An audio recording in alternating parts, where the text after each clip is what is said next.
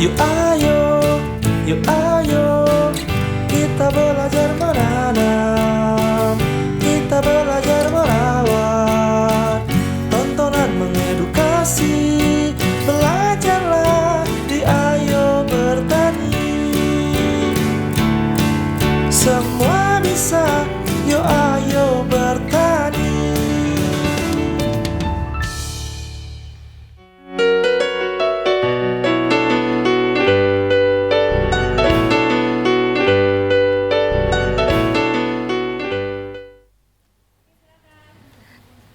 Pertanaman selalu membutuhkan pertumbuhan yang baik. Salah satu bagian dari meningkatkan pertumbuhan dari tanaman adalah yang namanya Plant Growth Promoting Rhizobacteria. Seperti apa? Kita akan bahas lengkapnya bersama dengan saya Ziva Zahriadis.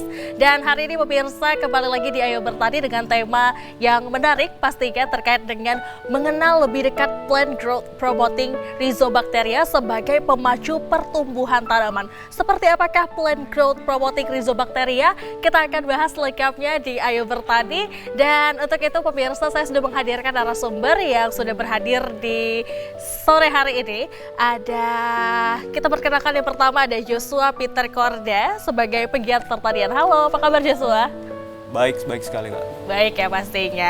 Oke, nah selain Joshua ya, tidak hanya Joshua sendirian tapi juga ditemani oleh Yovita Apriliani Borusinaga yang juga seorang pegiat pertanian. Halo, apa kabar? Baik Kak. Baik ya, pastinya harus baik dan tetap semangat ya, karena kita mau ngobrol-ngobrol panjang, ngobrol-ngobrol seru.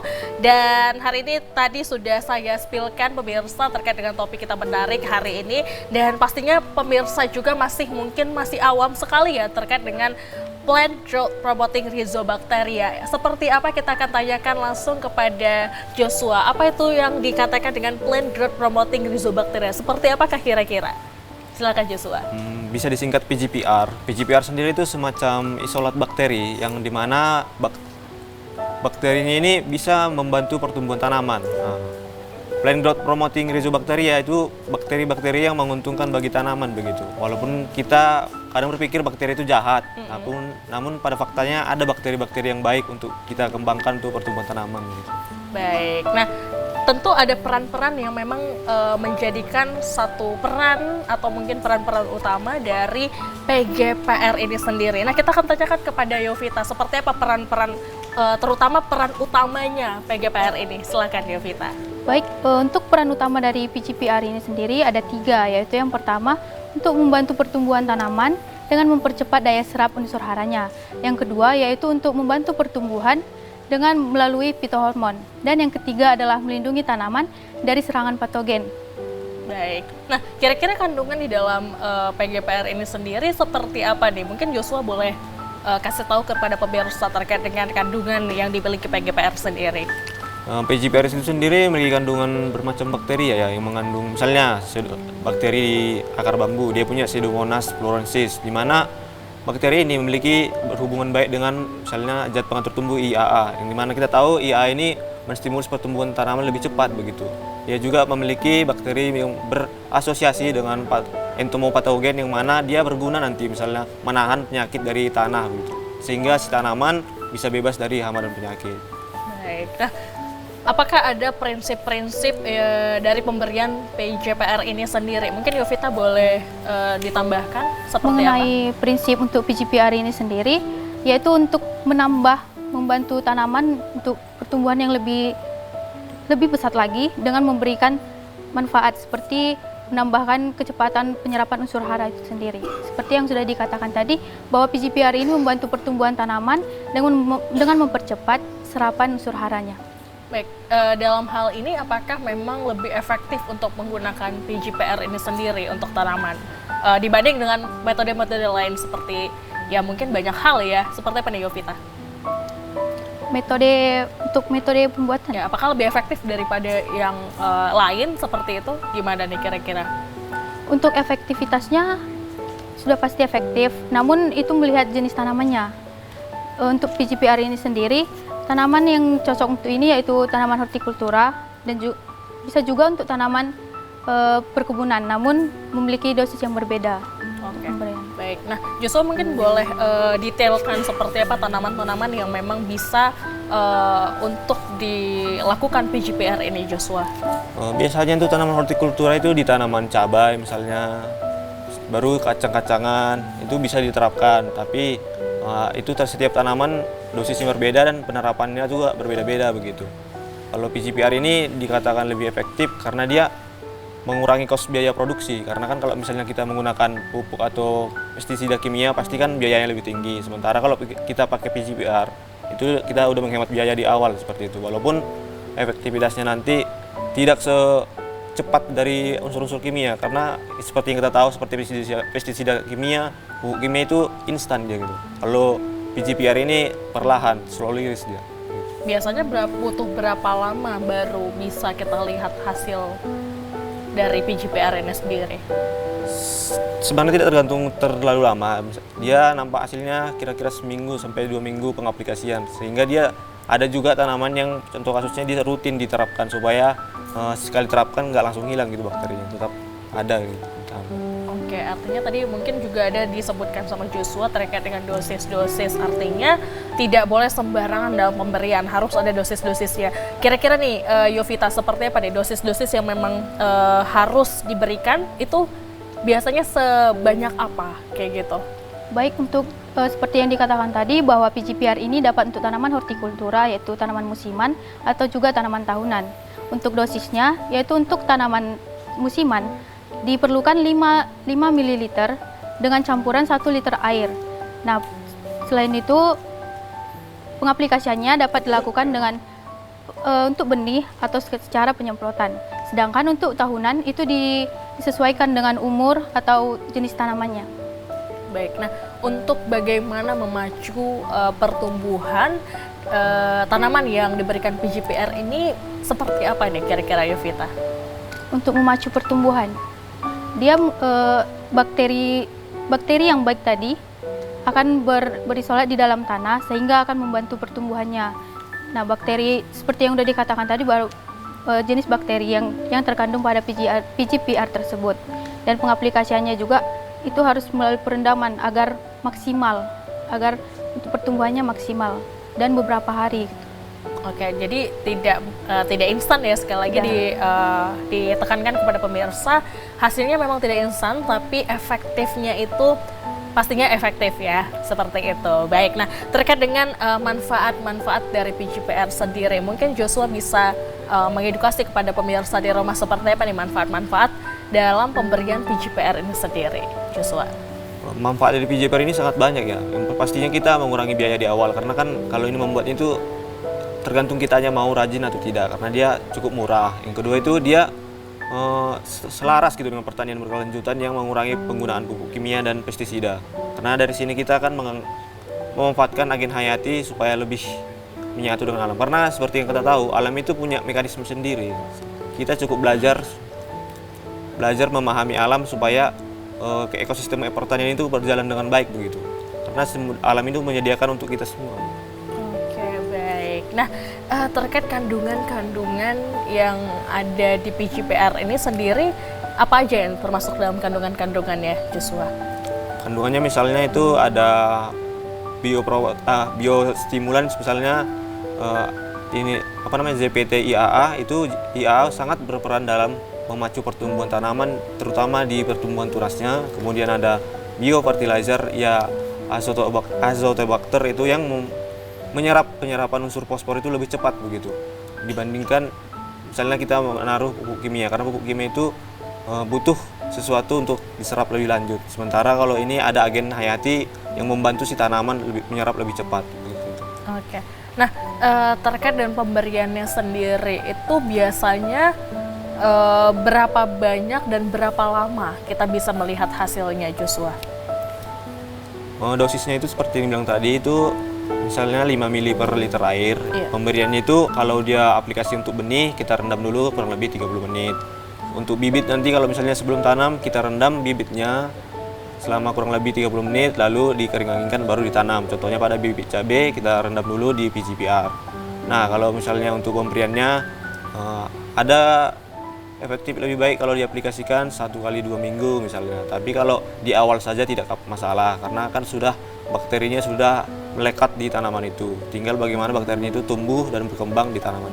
Oke, emangnya seperti apa sih mekanisme dalam pemberian PGPR ini sendiri ya? Mungkin Yovita boleh kasih tahu nih gimana nih mekanismenya seperti apa? Nah, untuk mekanisme pengaplikasian PGPR ini seperti yang sudah dikatakan tadi dapat dibagi menjadi dua. Yang pertama itu untuk bibit atau untuk benih, di mana pada bibit atau benih itu digunakan 10 sampai 20 ml untuk per liter air, di mana bibit dan benih ini direndam selama kurang lebih 30 menit. Kemudian dikering anginkan dan setelah itu siap untuk ditanam. Sedangkan untuk pengaplikasian pada tanaman yang sudah ditanam itu dapat penyemprotan atau penyiraman. Itu 500 sampai 300 sampai 500 ml untuk 15 liter air. Nah, itu pengaplikasiannya tinggal disiram atau disemprot menggunakan sprayer. Baik, seperti itu ya. Jadi mekanismenya cukup ringkas juga sebenarnya ya, Yovita ya, terkait dengan PGPR ini sendiri. Baik. Nah, berbicara terkait dengan PGPR, apakah ini menjadi sebuah pupuk atau seperti apa nih bisa dikatakan, Yovita? PGPR ini dapat dikatakan sebagai pupuk hayati. Bisa dikatakan pupuk hayati karena seperti yang tadi, kandungan dari PGPR ini ada bakteri baik, yaitu patogen hayati, sehingga PGPR ini dapat dikatakan sebagai pupuk hayati. Baik. Nah, akar apa aja nih? Mungkin Joshua nanti boleh kasih tahu ke pemirsa terkait dengan akar apa aja yang bisa dibuat dari PGPR ini sendiri. Ada banyak kah atau mungkin ada akar-akar tertentu aja yang bisa memang fit in gitu? Seperti apa nih, Joshua? Untuk sumber isolatnya sendiri sejauh ini yang paling efektif itu akar bambu. Kenapa nih? Apa yang menjadikan akar bambu itu lebih baik gitu dibanding dengan akar-akar lainnya? Karena di akar bambu itu udah terasosiasi bakteri Pseudomonas florensis, di mana bakteri inilah yang sangat dibutuhkan dalam PGPR. Dan kebetulan di akar bambu sangat banyak kandungan bakteri ini, sehingga kan yang sangat digandrungi itu PGPR dari akar bambu, begitu. Oke, nah kalau jenis mikroorganismenya termasuk dalam PGPR ini apa aja kira-kira? Contohnya banyak, misalnya tadi Pseudomonas florensis, baru Bacillus subtilis yang misalnya ada di perakaran lain. Tapi untuk mengetahui bakteri-bakteri lain itu perlu eksplorasi. Misalnya kita mengambil dari akar apa saja, terus kita isolasi di lab, apakah adakah bakteri yang baik di sini, begitu. Karena ini untuk menemukannya itu sebenarnya keberuntungan saja. Ini kebetulan di akar bambu sangat manjur, begitu. Oke, nah kalau akar-akar lainnya apakah juga ada selain akar bambu, gimana nih Yovita? Apakah ada atau mungkin cukup di akar bambu aja yang memang efektif?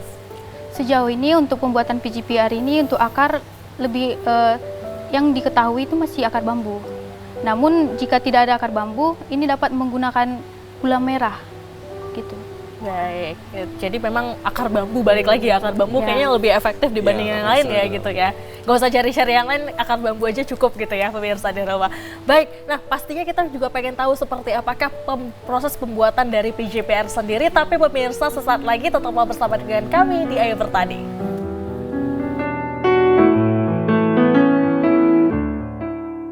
Semua bisa, yuk ayo bertani. Semua bisa, yuk ayo bertani. Baik pemirsa, kembali lagi bersama dengan saya Zizi, masih di Ayo Bertani, dan tema kita masih mengangkat terkait dengan mengenal lebih dekat plant growth promoting rhizobacteria sebagai pemacu pertumbuhan tanaman. Dan saya mengundang kepada pemirsa di rumah yang ingin berinteraksi dan bertanya-tanya dengan kita di sini, boleh sekali ya dengan telepon interaktif kita di 0811 6100 386 0811 6100 386. Kami akan menunggu pertanyaan dari Anda. Sambil kita menunggu pertanyaan dari kamu pemirsa, kita tanya-tanya lagi nih terkait dengan pertanyaan-pertanyaan yang masih banyak sekali yang ingin saya tanyakan. Tadi juga sempat terputus pembicaraan kita terkait dengan bagaimana sih proses pembuatan dari PGPR ini sendiri. Dan aku mau tanya langsung kepada Joshua deh, gimana nih kira-kira untuk proses pembuatan dari PGPR ini sendiri, Joshua? Yang pertama itu pastinya kita nyari akar bambunya. Kita ambil rebungnya, terus kita rendam selama kurang lebih 1 malam sampai dia terfermentasi. Kemudian si akar bambu ini dicampurkan dengan berbagai bahan seperti gula merah, dedak, dan berbagai bahan organik lainnya yang mungkin sangat membantu. Setelah itu dia difermentasi kurang lebih 30 hari atau 2 minggu lebih di dalam sebuah tempat, tapi tetap dipasang aerator. Nah, aerator ini nanti berguna supaya fermentasinya nggak mengendap begitu, supaya dia tetap tercampur selama kurang lebih 30 hari. Baik, nah untuk proses fermentasinya tuh biasanya memakan waktu dari berapa lama? Seminggu sampai dengan berapa lama? Kurang lebih seminggu sampai 2 minggu lah. Itu yang paling ideal ya? Artinya kalau lebih dari itu, apakah masih efektif atau mungkin ya udah nggak bisa lagi dipakai gitu? Takutnya dia masih bisa dipakai tapi kurang efektif begitu, karena rentang waktunya yang lebih baik di situ. Oke. Nah, untuk pengaplikasiannya seperti apa nih? Mungkin Yovita boleh menjawab terkait dengan hal ini. Pengaplikasian dari PGPR ini sendiri seperti apa sih kira-kira? Untuk pengaplikasian PGPR ini seperti yang dikatakan tadi bahwa pengaplikasian ini terbagi atas 2, yaitu untuk bibit atau benih dan yang kedua itu untuk yang sudah ditanam. Untuk pengaplikasian pada bibit atau benihnya ini direndam dulu kurang lebih 30 menit. Setelah direndam, dikering anginkan, dan setelah dikering anginkan siap untuk ditanam. Sedangkan pada pengaplikasian secara semprot atau siram, PGPR sebanyak 15-20 ml dilarutkan ke dalam air 15 liter. Kemudian siap untuk disiram langsung ke tanaman yang sudah ditanam. Oke. Nah, kembali lagi ke Joshua terkait dengan pengaplikasian waktu. Tadi mungkin saya belum tanyakan terkait dengan hal ini ya. Gimana nih pengaplikasiannya? Apakah ada waktu tertentu yang memang diperuntukkan untuk PGPR sendiri atau bebas mau kapan aja, Joshua? Waktu yang terbaik itu pada saat matahari tidak terik, yakni pada pagi hari sebelum jam 9 dan sore hari setelah jam 3 sore, karena kan supaya penyerapannya lebih bagus. Dan kalau misalnya kita aplikasikan siang hari dan matahari terik, takutnya bakterinya mati gitu, karena dia nggak bertahan hidup. Seperti itu. Oke. Jadi telat dikit itu berpengaruh? Sangat berpengaruh, karena kan yang kita aplikasikan ini makhluk hidup, bukan zat kimia seperti itu. Jadi ada waktu-waktu tertentu ya pemirsa di rumah yang mungkin mau memakai metode PGPR ini sendiri. Baik, nah kira-kira nih untuk Yovita sendiri, apakah sudah pernah ada hasil produksi yang sudah dilakukan gitu supaya menjadi contoh pada pemirsa di rumah? Success story-nya ada nggak kira-kira? Untuk hasil produksi yang sukses itu ada seperti jurnal yang saya baca, yaitu penggunaan PGPR pada tanaman padi, di mana pada jurnal yang saya baca itu PGPR ini mampu meningkatkan produksi dari 5,45 ton per hektar meningkat menjadi 6,5 ton per hektar. Menurut jurnal yang saya baca masih seperti itu. Oke, artinya ini bisa dikatakan ada yang berhasil, ada yang enggak juga ya. Oke, nah Joshua mungkin bisa kasih tahu nih ciri-ciri yang PGPR yang berhasil dan tidak itu bisa dilihat dari segi apa kira-kira? Bisa dilihat kalau kita sudah fermentasi. Kalau dia berhasil itu biasanya seperti yang kita tahu, bau fermentasi itu kan bau agak menyengat sedikit, seperti itu. Terus cairannya itu ada gelembung-gelembung udara. Itu menandakan ada bakteri yang hidup karena dia mengeluarkan karbon dioksida dan oksigen gitu. Sehingga ada gelembung-gelembung menandakan ada bakteri yang hidup seperti itu. Oke. Nah, kalau untuk penyebab gagalnya sendiri, Yovita mungkin kasih gambaran dong ke kita seperti apa nih yang menyebabkan? Untuk penyebab kegagalan pembuatan PGPR ini sendiri dilihat dari bahan yang digunakan. Bisa jadi itu akarnya kurang banyak sehingga bakterinya juga dalam kandungannya ini kurang, dan juga kekurangan menggunakan gula, di mana gula ini sangat perlu untuk proses fermentasinya. Oke. Nah, ada hal yang buat aku penasaran, apakah PGPR ini sendiri sudah sering digunakan oleh masyarakat atau mungkin masih awam sekali terkait dengan hal ini? Gimana nih Joshua? Apakah sudah banyak yang masyarakat yang tahu dan menggunakan PGPR ini sendiri?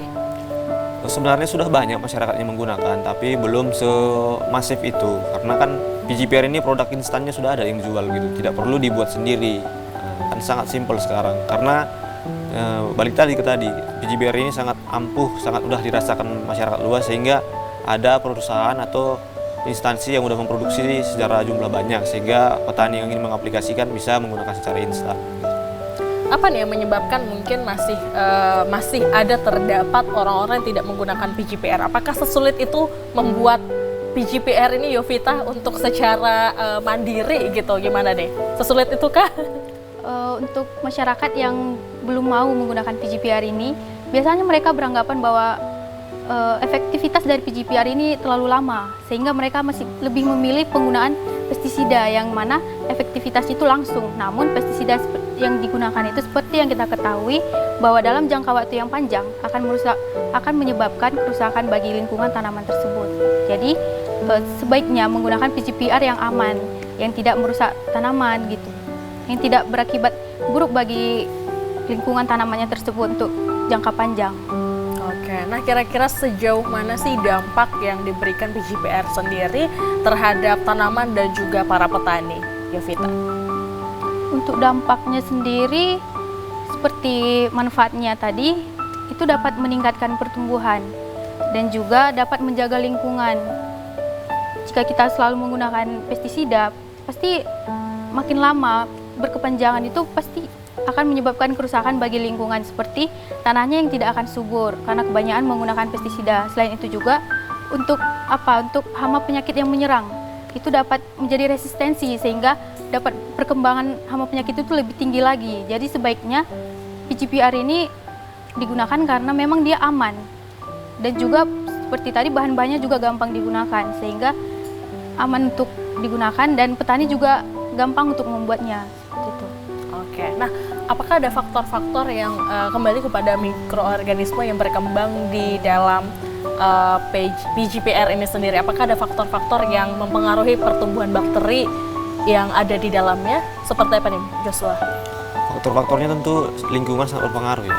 Misalnya kita ngambil isolat bakterinya, tapi kita tidak melakukan prosedur yang tepat, jadi kayak sia-sia gitu. Karena misalnya kita pas fermentasi nggak hati-hati, misalnya bahan-bahan yang tidak tepat, jadi bakteri yang kita harapkan itu nggak tumbuh gitu, makanya gagal. Terus pada lahan misalnya kita mengaplikasikannya secara tidak tepat begitu, misalnya dosisnya masih kurang sehingga dia tidak efektif begitu. Oke, jadi memang harus banyak sekali hal-hal yang diperhatikan ya, demikian seperti itu. Nah, terkait dengan faktor tadi kita sudah tanyakan, tapi terkait dengan waktu proses yang mungkin banyak masyarakat yang memang banyak yang belum menggunakan, apakah memang terkendala akibat oleh proses yang panjang dalam pengaplikasiannya atau seperti apa nih? Mungkin ada gambaran yang memang sudah dilakukan oleh teman-teman berdua nih, mungkin Yovita sudah pernah punya gambaran seperti itu, penelitian seperti itu kah? Gimana nih? Untuk penelitian yang dilakukan, kalau dari saya sendiri belum pernah dilakukan, namun dari jurnal yang dibaca, seperti tadi kendala untuk petani. Ya, apakah memang waktu dalam pengaplikasian ini memang menjadi problem? Mengapa banyak yang masih tidak menggunakan seperti itu? Ya, waktu pengaplikasian ini mungkin salah satu problem karena memang efektivitasnya lama dan juga harus digunakan beberapa kali untuk efektivitasnya, dan seperti efektivitasnya ini lama dan petani lebih milih penggunaan pestisida seperti itu. Jadi mereka lebih milih pestisida daripada PGPR ini, sehingga PGPR ini belum banyak digunakan oleh masyarakat. Oke. Nah, untuk pembuatan PGPR ini sendiri, apakah tidak ada metode-metode yang memang ringkas, yang memang disukai oleh masyarakat yang memang lebih suka ringkas, lebih suka yang cepat kayak gitu? Gimana nih, Joshua mungkin punya tanggapan terkait dengan hal ini? Kalau untuk itu ya masyarakat boleh tentunya membeli yang udah jadi gitu tanpa capek-capek membuat. Karena kan kalau untuk membuat hal-hal yang sangat ramah lingkungan itu membutuhkan effort yang lebih lah untuk membuatnya. Karena kan yang instan-instan itu kadang nggak baik juga. Karena kendala dari masyarakat ini terlalu malas gitu membuat hal-hal yang beginian. Karena kan membutuhkan waktu lama, mengumpulkan bahannya lagi. Ya kayak aduh ini sangat membuang waktu gitu. Itulah kadang masyarakat salah gitu. Tapi kalau untuk PGPR boleh kok dibeli yang udah jadi gitu. Artinya ya tidak mengurangi efektivitas sendiri ya Joshua ya. Mau yang sudah jadi atau dibuat sendiri ya sama aja, pemirsa di rumah bisa digunakan. Kalau memang lebih bagus lebih tahu kualitasnya Iya. pasti kita buat sendiri dong ya, gitu ya. Oke, nah tadi kita belum kita mau ngobrolin lagi soal bahan-bahan yang memang diperuntukkan. Tadi katanya kan lebih bagus akar bambu. Kenapa akar yang memang menjadi satu kandungan yang memang baik untuk pembuatan PGPR sendiri nih, Yovita? Kenapa akar menggunakan bahan yang efektif untuk pembuatan ini? Karena pada salah satunya bambu, terkhususnya bambu, di mana pada akar bambu ini terdapat bakteri baik untuk membantu pertumbuhan tanaman tadi. Kalau untuk akar-akar yang lain, mungkin ada yang mengandung bakteri baik juga, namun perlu dilakukan isolasi lagi ke laboratorium untuk menentukan apakah memang bakteri itu baik untuk tanaman atau tidak. Jadi sejauh ini masih akar bambu. Oke, jadi kalau akar-akar lain memang belum ada penelitian khusus ya, Ya, terkait dengan hal itu ya. Tapi kalau selain akar, mungkin ada lagi kah untuk yang lain-lainnya? Sejauh ini mungkin akar, karena di akar itu atau di sekitar akar itu, di tanah khususnya itu banyak bakteri.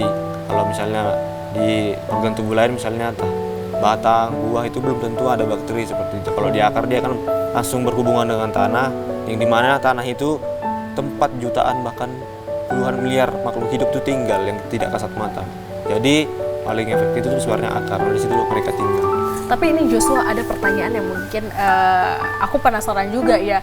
Hasil dari ketika sudah tumbuh, itu apakah berpengaruh nantinya? Atau mungkin jangka panjang lah, kita katakan sustainable, yang jangka panjang. Apakah berpengaruh besar terhadap pertumbuhan? Seperti apa? Sangat berpengaruh karena dia memberi stimulus yang sangat baik dibandingkan kita memberikan bahan-bahan kimia, bro. Karena pada tanaman itu dia sangat baik diberikan agen hayati dibandingkan kita memberikan bahan kimia. Dan lagi pula tanaman yang kita makan dengan PGPR pupuknya atau bioinsektisidanya itu lebih sehat dibandingkan kita mengkonsumsi makanan yang diolah dengan menggunakan bahan-bahan kimia. Oke. Nah, sudah pernah ada penelitian atau mungkin sudah ada hasil produksi yang memang sudah jadi dan sudah bisa dikonsumsi nih, Yovita? Gimana? Apakah sudah ada pernah yang menjadi hasil produksi yang memang sudah dirasakan langsung nih hasil dari pertumbuhannya? untuk hasil dari pertumbuhannya menggunakan PGPR ini sudah ada seperti padi, tanaman padi, di mana PGPR ini mampu meningkatkan pertumbuhan tanaman padi tersebut, dan juga padi tersebut lebih bebas dari bahan kimia yang memang aman bagi tubuh kita, dan juga lebih meningkatkan lagi hasil produksinya. Seperti yang saya baca di jurnal, produksinya itu meningkat sebanyak satu ton dari yang sebelumnya, di mana sebelumnya itu 5,45 ton per hektar, dan setelah diaplikasikan PGPR ini produksinya meningkat menjadi 6 ton per hektar.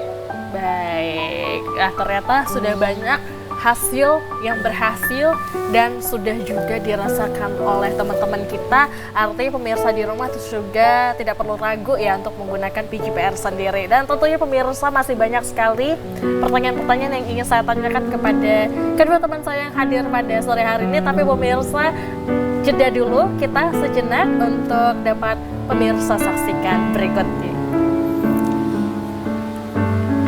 Semua bisa, yuk ayo bertani.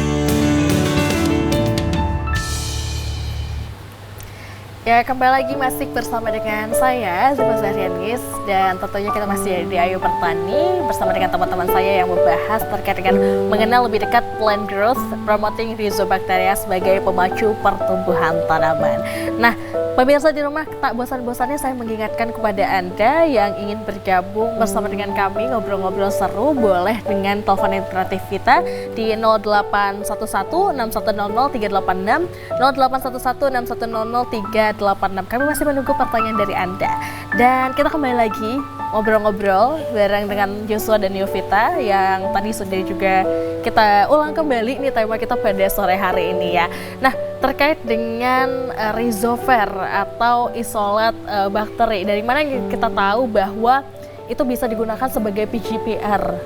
Seperti mungkin tadi yang dikatakan akar bambu gitu, Joshua. Gimana nih? Apa yang bisa kita kita sebagai orang awam gitu ya, kalau misalnya adik-adik berdua ini kan pastinya sudah paham betul ya gimana perbedaan-perbedaan yang baik dan benarnya. Nah kalau kita sebagai orang awam untuk melihat nih dari mana kita bisa tahu sumber isot atau resolvernya itu sendiri, Joshua? Sumbernya itu sebenarnya bebas saja sih, di mana yang penting dia akar bambunya lebih baik berukuran yang lebih besar dan lingkungannya itu lingkungan yang baik begitu, bukan kayak misalnya bambunya tumbuh di tempat pembuangan sampah kan tidak baik. Oh itu berpengaruh juga ya? Ya karena kan banyak sampah-sampah yang nggak baik dari apa saja, dari alam sekitar gitu, dari hutan pun tidak terlalu yang hutan rimba kayak gitu. Oke, nah terkait dengan lokasi tempat gitu, nah apa-apa saja yang mungkin harus diperhatikan untuk lokasi atau lingkungan yang baik terhadap pertumbuhan tanaman itu sendiri?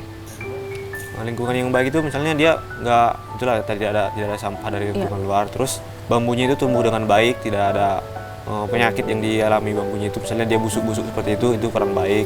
Terus kita harus melihat juga di sekitarnya itu apakah ada organisme yang kena penyakit juga atau tidak tumbuh kurang baik, supaya si bakterinya ini juga bisa kita ambil dengan baik.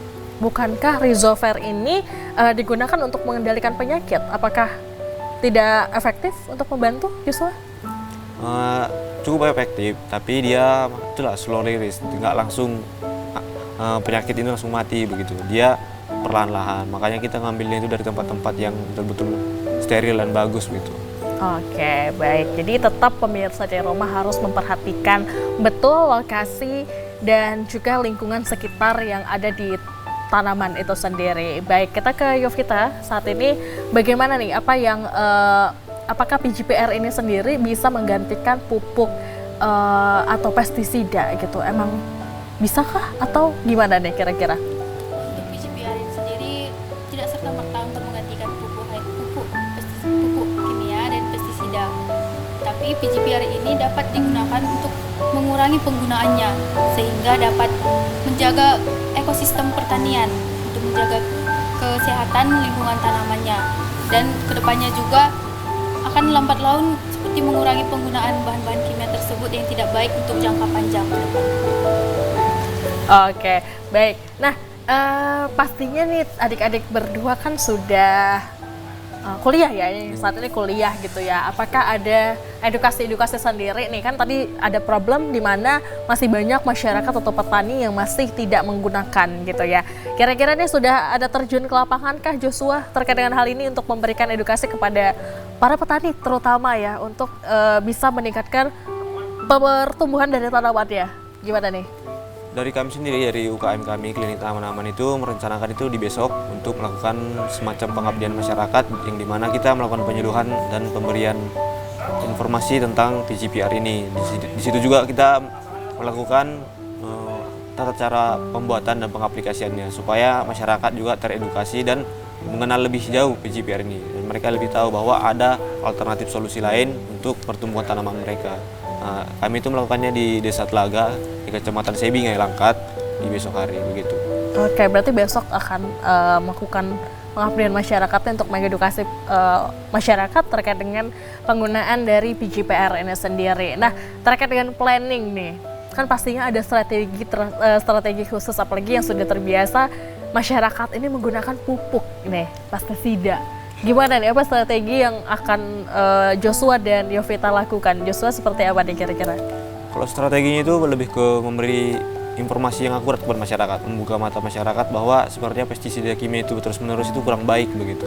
Kita punya solusi atau alternatif lain, maka kita edukasi, kita berikan ini PGPR, kita bawa juga ke lapangan, ke lahan mereka, bagaimana sih pengaplikasiannya, supaya mereka tahu, oh ternyata gampang rupanya, bukan seperti yang dibayangkan rumit. Terus kita buat juga demonstrasi pembuatannya dari awal sampai jadi, sehingga masyarakat tahu, oh pembuatannya seperti ini, tidak terlalu ribet. Karena kita juga mengedukasi masyarakat supaya kalau bertani itu jangan instan-instan saja, agak berulah sedikit supaya hasilnya lebih maksimal gitu. Oke, baik. Nah, kalau Yovita sendiri nih, kira-kira optimiskah kalau pupuk atau PGPR ini sendiri bisa menggantikan peran dari pupuk atau pestisida? Seperti apa nih Yovita?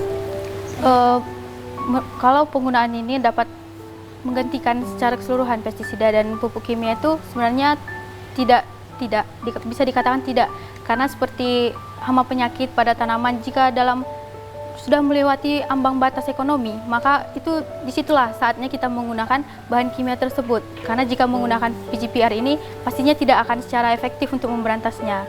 Tapi penggunaan PGPR ini dapat mengurangi kandungan kimia yang selalu digunakan untuk tanaman, yang tidak sehat untuk tanaman dan pastinya untuk yang kita konsumsi nantinya. Jadi tidak serta-merta PGPR ini dapat menggantikan total pupuk kimia dan pestisida.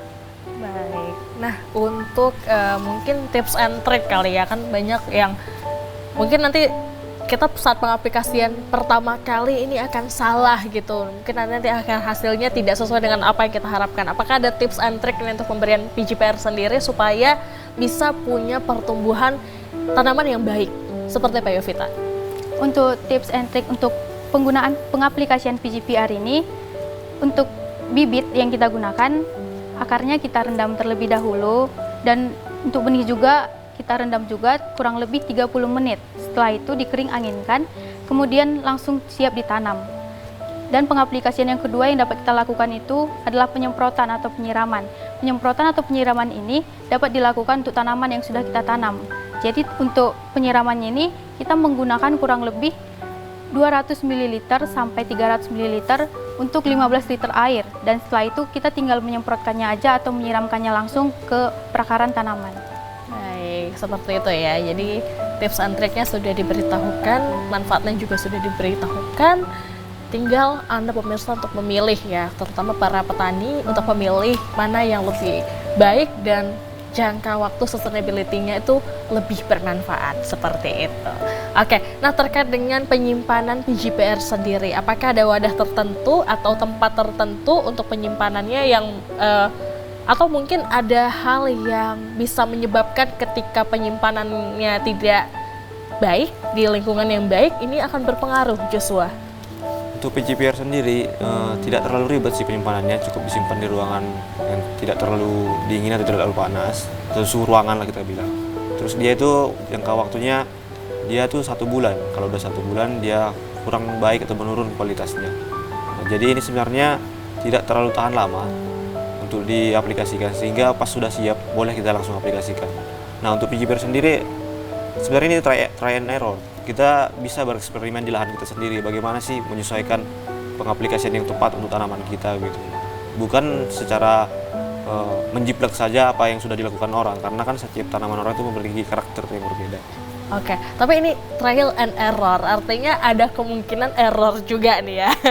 Kira-kira apakah ini berkepanjangan terhadap tanaman atau hanya sekedar mungkin pertumbuhan daunnya yang tidak baik, atau mungkin yang harusnya pertumbuhannya itu bisa 1 hari tapi memakan waktu cuma beberapa hari gitu, gimana nih Joshua? Kalau untuk try and error itu sebenarnya kalau kegagalan itu ya PGPR-nya nggak memberikan dampak kepada tanaman, ya udah tanaman tumbuh begitu saja. Tapi kalau dia bagus, oh ternyata pertumbuhannya lebih bagus begitu. Errornya nggak terlalu mengganggu sih, karena kan misalnya seperti bahan kimia tidak langsung merusak tanaman, dia errornya nggak sangat-sangat tidak merugikan sih. Artinya ya kalau dipakai juga, diaplikasikan juga tidak akan punya pengaruh yang besar ya gitu ya. Jadi aman-aman aja berarti ya Joshua ya, terkait dengan pengaplikasiannya, walaupun mungkin tadi ya ada batas waktu aja gitu ya. Seperti itu ya Joshua. Baik. Nah, kembali lagi kepada Yovita nih, terkait dengan tadi pengaplikasiannya ada trial and error ya pastinya. Ya apapun yang kita buat juga pasti ada seperti itu sih sebenarnya gitu ya. Tapi gimana nih untuk kan nanti teman-teman nih berdua bakal turun ke masyarakat terkait dengan hal itu. Gimana nih untuk meyakinkan para masyarakat atau para petani terutama ya untuk bisa mengendalikan keerorannya itu, gimana nih? Untuk mengendalikan keerorannya tersebut akan dianjurkan pengaplikasiannya ini dilakukan di bawah jam 9 dan setelah jam 3 atau jam 4. Hal itu untuk mencegah terik matahari, karena terik matahari tersebut akan dapat penguapan terhadap PGPR yang diaplikasikan, sehingga nanti tidak terlalu efektif, banyak dia mengendap, tidak masuk ke dalam tanahnya begitu. Jadi sebaiknya dilakukan di saat tidak terik matahari seperti itu. Oke, baik. Demikian pemirsa tips and trik dan juga banyak sekali kita obrolin terkait dengan manfaat. Tadi juga pemirsa di rumah mungkin sudah bisa melihat ya dan memilih mana yang lebih baik dan pastinya juga lebih efektif untuk pertumbuhan tanaman. Baik, kita sudah masuk kepada momen-momen terakhir ini karena sudah mau 1 jam kita ngobrol-ngobrol bersama dengan pemirsa di rumah yang pastinya di Ayo Bertani ya. Tapi sebelum kita menutup perjumpaan kita pada sore hari ini, saya mau dengar closing statement dari kedua teman-teman saya, ada Yovita dan juga Yosua terkait juga mungkin edukasi ini kepada masyarakat terutama petani untuk bisa menggunakan PGPR ini sendiri. Dan kita mulai dari Yovita terlebih dahulu, silakan Yovita closing statementnya. Sebaiknya kita menggunakan PGPR ini untuk mengurangi penggunaan bahan kimia agar pertanian berkelanjutan dapat dengan baik dan kita tetap menjaga lingkungan pertanian kita dengan baik dan mencegah terjadinya kerusakan untuk masa mendatang. Baik, terima kasih Yovita dan lanjutnya silakan Joshua untuk closing statementnya. Untuk pertanian itu sebenarnya kita harus lebih rajin dan lebih memanfaatkan apa yang ada di alam. Karena alam itu sudah menyediakan ekosistemnya sendiri. Tinggal bagaimana kita mempelajarinya, bagaimana dia cara bekerja, terus kita mengadopsinya untuk kebutuhan kita. Jadi untuk para petani lebih rajin, jangan langsung maunya yang instan saja, tapi carilah alternatif yang lebih ramah lingkungan begitu. Baik, terima kasih Joshua dan Yovita sudah hadir dan mengedukasi kita bersama. Terima kasih juga untuk waktunya sudah berhadir pada sore hari ini. Dan pemirsa sudah masuk ke segmen terakhir, sudah 1 jam kami bersama dengan Anda ya di Ayo Bertani. Namun pemirsa karena waktu juga memisahkan, akhirnya saya Ziva Zahrin pamit undur diri dari hadapan Anda. Terima kasih atas perhatiannya, sampai jumpa di Ayo Bertani selanjutnya. Wassalamualaikum warahmatullahi wabarakatuh.